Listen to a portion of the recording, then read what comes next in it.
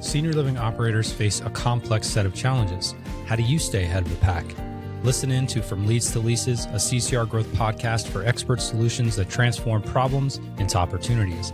And maybe someday soon you'll partner with us to generate $1.5 million and up in additional revenue per community in just 12 months. Welcome back to From Leads to Leases, the podcast where we dive deep into the world of senior living marketing and sales. I'm Jerry Vinci, CEO of CCR Growth, here to guide you through the intricacies of connecting senior living communities with the families and residents they serve. So today we're tackling a crucial topic, overcoming the objections senior living sales teams face from prospective residents and their families. So before we dive into the strategies for overcoming sales objections, let's identify the three most common types of objections sales teams encounter when engaging with prospective residents and their families. These include concerns about costs, fear of losing independence, and a strong denial of the need for senior living in the first place. So each of these objections stems from deeply personal concerns and requires a thoughtful, empathetic approach to address effectively. Understanding these can help us tailor the conversations to meet the unique needs and alleviate the specific fears of each prospective resident and their family. So we're all about turning challenges into opportunities. So let's get right into it. So objection number one is cost concerns. And these typically fall into 5 categories of concern. So overall affordability, unexpected costs, value for money, financial commitment, and comparable options or non-comparable options. So just to start off here, I'll say that talking finances is not comfortable for most people except sales teams. And conversations about costs and someone's personal finances during an emotional time is even more challenging. Finding grace and compassion during these difficult conversations is going to be your greatest asset. So first, let's talk about overall affordability. So prospective residents or their families may worry about whether they can afford the monthly fees associated with living in a senior community, especially over an extended period of time. So the best way to overcome this objection is to start by empathizing with the financial concerns and then clearly outline the cost structures. Break down what's included in the monthly fees like utilities, maintenance, meals, and activities, which might not be immediately obvious, but add significant value compared to living at home. Use real-life comparisons to help illustrate how costs can be offset by the services provided. If your community doesn't have one, create a side-by-side cost comparison or cost calculation to give your position some real weight to it. Also, make sure with some type of cost calculator that you're continually going back and adjusting these numbers. The cost of living in your community, as well as outside your community, it's going to change. So for example, inflation has pushed the cost of living significantly higher in some areas where groceries and even rent have increased by 20% or more in just the last few years. That will dramatically impact a cost comparison of your community costs if it's an all-inclusive versus an older adult having to pay all of those separate costs themselves. This goes for just about any person, not just older adults, but it's safe to say they may not even recognize how much they're actually spending. So it might be a good exercise to do a cost analysis with them, even if they are just ballparking the numbers. As a salesperson and someone who's looking at financials every day, it's easy to forget the average person isn't keeping track of every dollar spent and how it's stacking up. They're more than likely just acutely aware of what they're spending each month based on their starting and ending balance in their bank account. But it's better to assume they're not digging into the details like they should, especially if affordability is a concern and they're unsure whether they can afford it. So if they're unsure, then they're probably not paying attention to their finances like you are.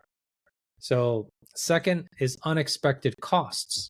So concerns about additional charges that might arise beyond the quoted rates that you're giving them, such as for special care services or activities or escalating healthcare needs as time goes on.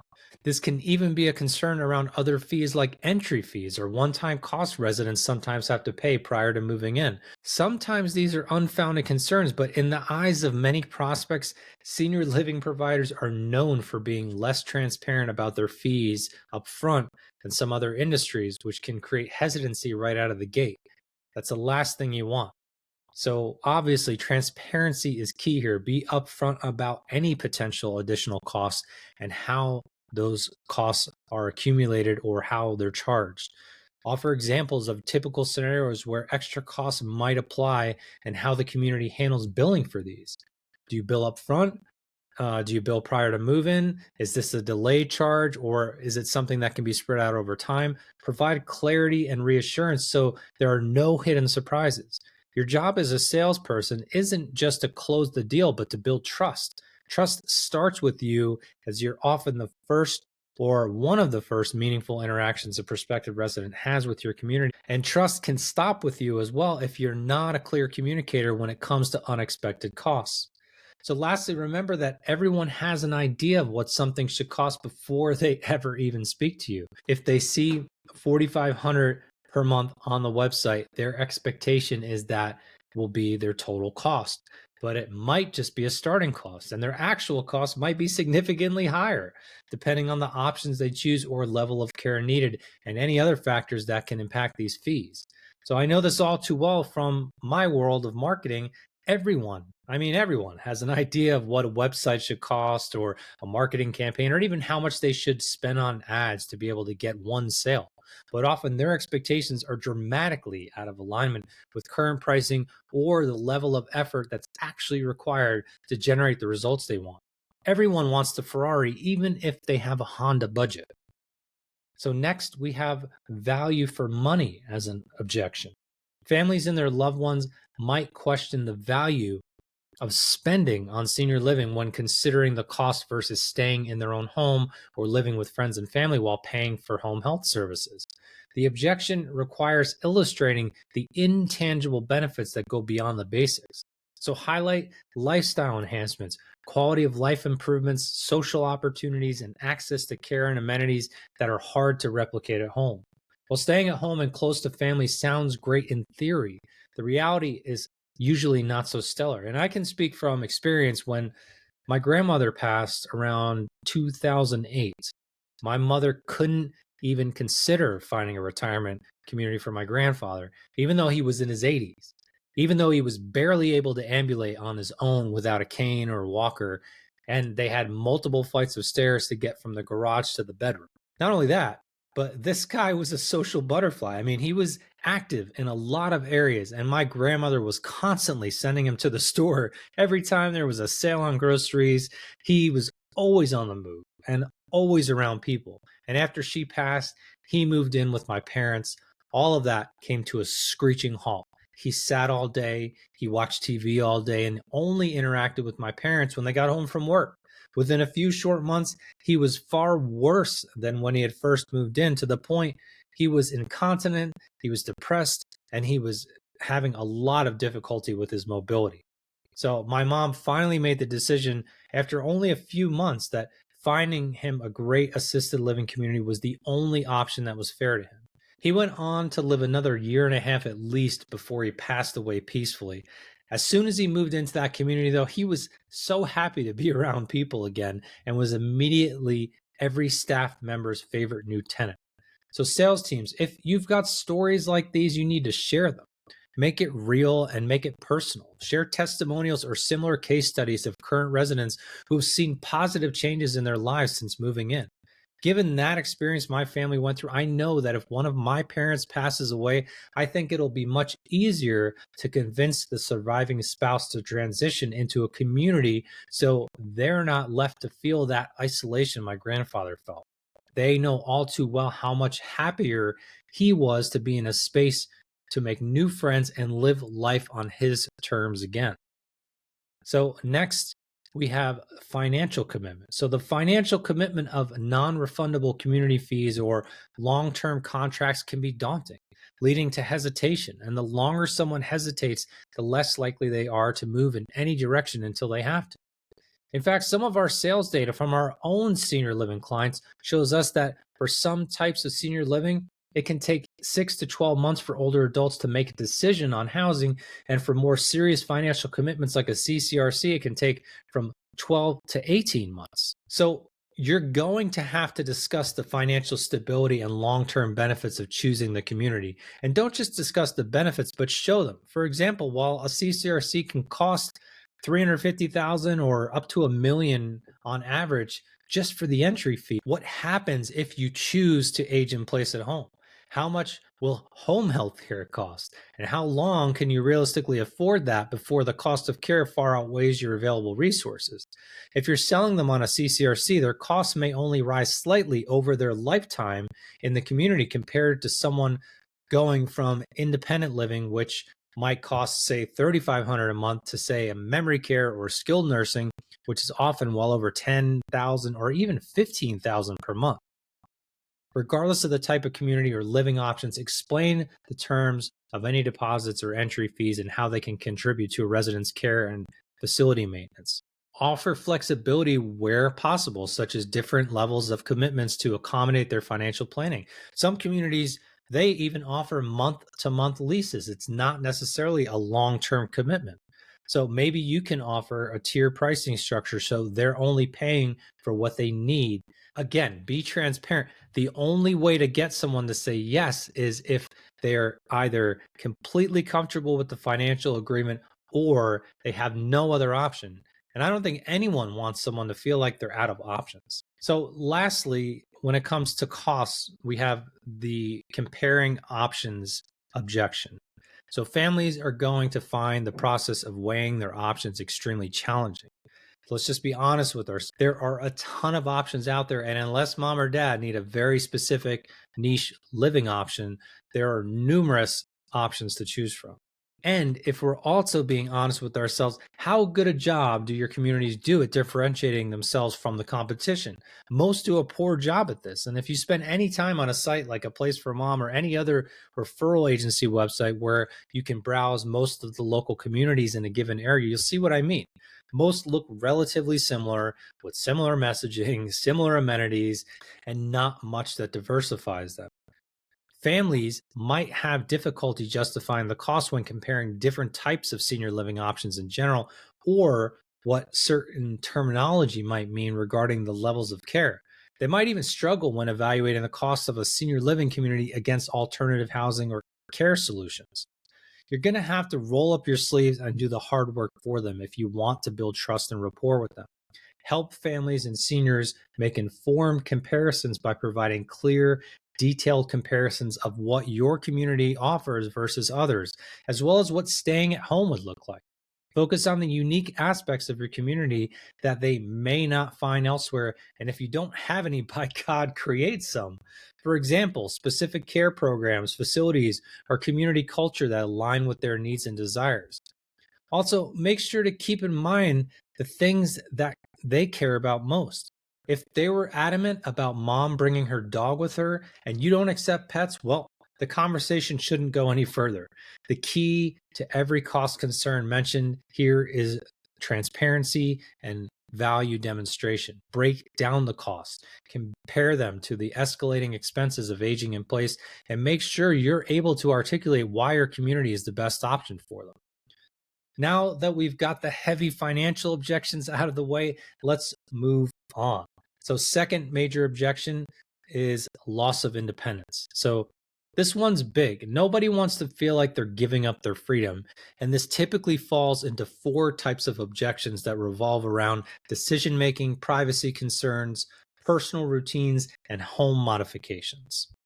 So first, decision-making. So some prospects may worry that living in a senior community will strip them of their ability to make daily choices like meal times or activities. They might express concerns about a regimented schedule that doesn't allow for personal preferences. The story I shared earlier about my grandfather illustrates that the opposite of this was actually true. He had fewer options and less freedom living with my parents, relying on them for everything from meals to social interactions. So when he moved to a community, he really felt like he got his freedom back and was able to live life on his terms. I mean, that all happens within reason, though. If an older adult, regardless of their age, has some pretty unreasonable expectations in terms of what they want to be able to do, there's no community under the sun that would be able to accommodate that. So it's crucial to emphasize that residents have ample choices in their daily lives and highlight some specific examples of what those could look like. It's crucial to emphasize that residents have ample choices in their daily lives and highlight some specific examples of what those could look like. Sales teams should talk up the variety of dining options, flexible scheduling, and customizable activity calendars that allow residents to live on their terms. It goes without saying that all of this is also contingent on the level of care needed. Decision making is an objection for someone considering independent or assisted living. But someone who needs skilled nursing or memory care is going to have limited options. For example, most memory care units keep doors locked for the safety of their residents. This is just a non negotiable. So, next we have privacy concerns. So, some prospects might fear that moving into a senior living community means giving up their private living space. They may be uncomfortable with the idea of staff or other residents having easy access to their personal areas. Again, this is going to depend greatly on the type of living options they choose. Are they moving into a senior apartment? Are they cohabitating with another older adult where maybe they're sharing certain areas of the unit, like the bathroom and the kitchen? Regardless of the level of care, there is typically a great deal of privacy, and most communities strive to ensure there's little staff turnover so residents get comfortable with caretakers to the point where having them in their private space isn't even an issue. Either way, sales teams need to reassure prospects that their privacy is a top priority. Share any design features that ensure privacy within living spaces and community policies that safeguard personal boundaries. Lastly, keep in mind that privacy concerns may not just be physical privacy concerns. Online privacy is also important. Data breaches and scams that target older adults are very common. Someone also may not want to be monitored online or have their accounts at risk or be seen by others. So, again, make sure you address all aspects of privacy concerns, not just the physical ones. So, next objection to loss of independence would be personal routines. So, many older adults have established routines and hobbies that they cherish, such as gardening or woodworking. They might object to moving out of concern that they won't be able to continue these activities. This is a pretty easy objection to overcome, in my opinion. If you know what they're passionate about, make sure these are accommodations or features your community has to offer. Otherwise, selling them on the community will be difficult, or they'll feel like they're having to sacrifice a lot to move in. If your community doesn't offer some of the things that they're most passionate about, it isn't always a hard pass, though. Address this by showcasing how the community supports hobbies and interests. Provide examples like dedicated spaces for gardening or woodworking workshops, and discuss how these activities are integrated into the community lifestyle, or that community directors have created opportunities in the past or programs based on other resident interests that maybe didn't exist prior. Maybe they're really into chess or really into fine art, but those are things the community has yet to incorporate. It doesn't mean they can't or won't. And maybe you can work with the community management team to commit to incorporating some of the residents' personal preferences into the community if they were to move in. So, lastly, we have home modifications when we're talking about the loss of independence. So, some might argue that they could simply modify their current home to meet their changing mobility or health needs, thereby maintaining a greater level of independence compared to moving into a community. So, the reality is, most older adults and even their adult children or family members don't recognize the dangers of aging in place. A standard home can have a number of safety hazards, and just the simple fact that the older we get, the more time we spend alone should be a factor. I was actually curious about just how much time, and after doing some research, it looks like on average, adults spend roughly 2 hours longer per day alone by the age of 80 than they did at the age of 60. And according to Pew Research, roughly 1 in 4 adults ages 60 and older live alone and spend at least 10 and a half hours alone each day, almost twice as much time as those with a spouse. So time in solitude can significantly impact well-being. So you'll want to take all of this into consideration if you're talking to someone who's living alone or who has lost their spouse or significant other versus someone who's still with their partner. You need to illustrate both the cost effectiveness and convenience of living in a community designed for accessibility versus the high costs and logistical headaches of home modifications. And lastly, if you're talking with family members and not directly to your prospective resident, you will want to shift the conversation to focus on eliminating safety hazards and enhancing their opportunities for socialization. So, the last objection I want to cover today is the denial of need. So often, prospective residents and their families don't want to admit it's time for change. This is by far and away one of the toughest objections sales teams face. It's an emotional response, and it's not just about saying no, it's about a deep seated resistance to accepting that senior living might be the best step forward. There are several ways the scenario can present itself. I'm still completely independent. Here is someone who might insist they're capable of managing daily tasks without any help. They see no reason to move from a home where they've been independent for decades. Or they might say something like, my home is the best place for me. This objection is rooted in a deep emotional attachment to their current home. The idea of leaving is dismissed outright because they feel their home environment is unmatched for personal comfort and memories. They may also be resistant because leaving their home means selling their home and some, if not most of their belongings outside of personal keepsakes. And that can leave someone feeling like they have to give up everything they've acquired, and selling a home is not an easy or quick process either. So the next objection could be, I don't need daily help. In this case, they acknowledge some challenges, but don't believe they warrant a move or are that serious that they need help regularly. They might admit to occasional struggles with household tasks or mobility, but they see it as manageable without consistent aid. Often sales teams have shared with us that family members are the worst enablers when it comes to this objection.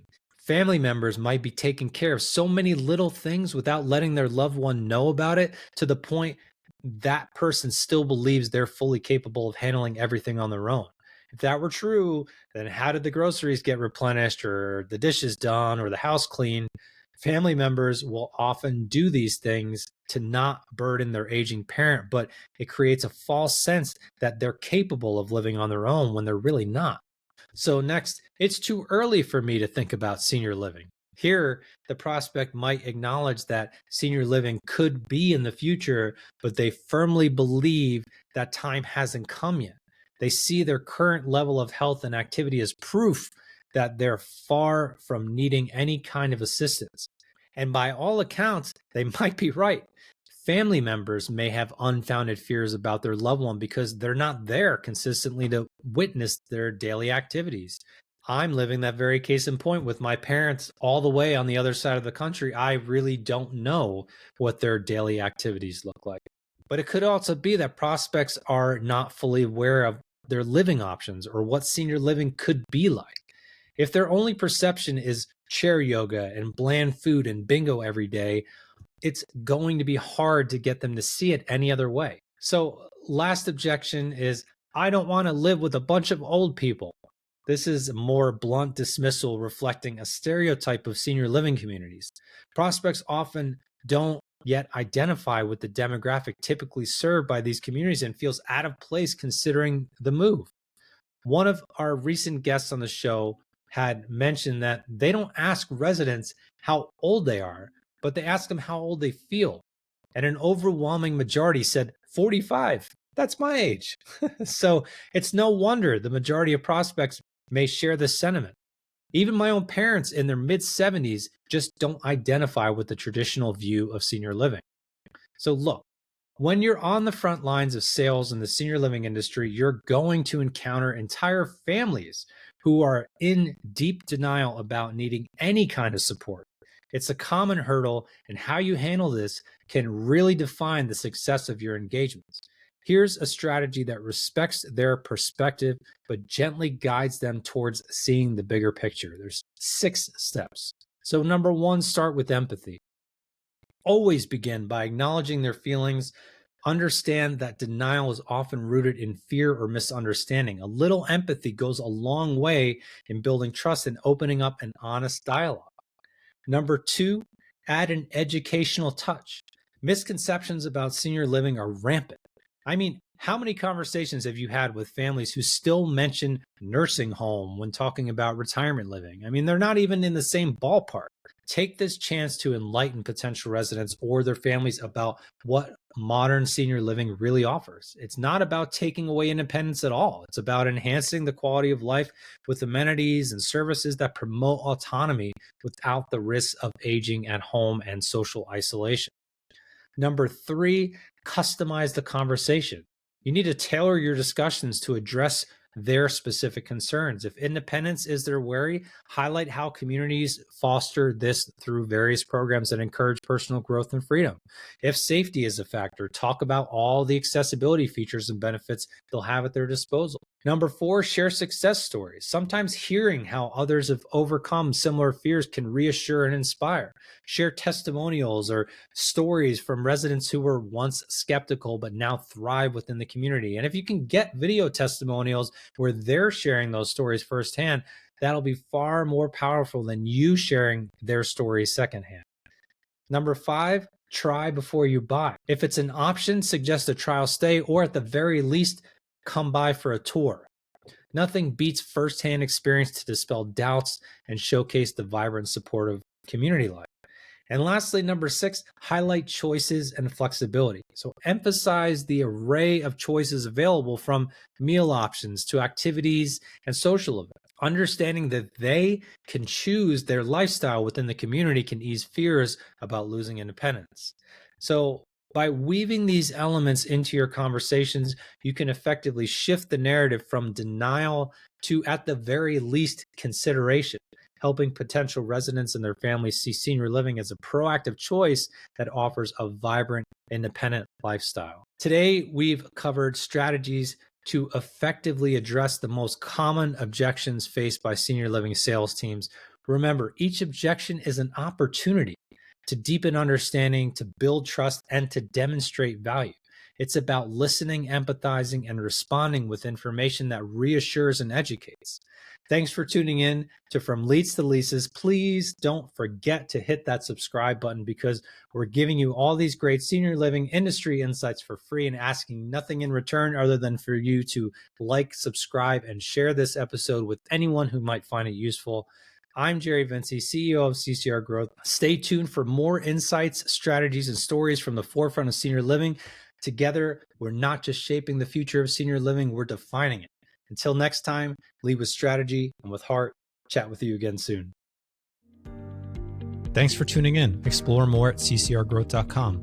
At CCR Growth, we've developed the Senior Growth Innovation Suite to unlock an additional $1.5 million and up in revenue per senior living community within a year. We specialize in generating quality leads, expediting sales, and reducing acquisition costs. Let's connect soon.